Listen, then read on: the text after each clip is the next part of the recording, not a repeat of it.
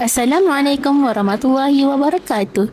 Di Sekolah Menengah Al-Hidayah, kami tidak hanya mengutamakan kecemerlangan akademik, tetapi juga perkembangan sahsiah dan kemahiran dua bilik darjah pelajar-pelajar kami. Sebagai sebahagian daripada pusat kokurikulum, kami menyediakan pelbagai aktiviti seperti persatuan dan kelab yang membolehkan pelajar-pelajar kami mengembangkan kemahiran kepimpinan, kerjasama dan kreativiti.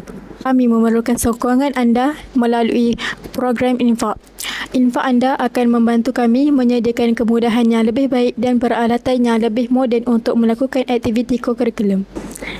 Dengan setiap sumbangan yang anda berikan, kami akan dapat meningkatkan kemudahan seperti bahan bantu mengajar dan menyokong aktiviti-aktiviti kokurikulum yang lebih menarik dan bermanfaat. Anda boleh menyumbang melalui akaun bank yang tertera di skrin. Terima kasih atas segala sokongan yang diberikan. Semoga Allah Subhanahu Wa Taala memberi keberkatan kepada setiap amal kita.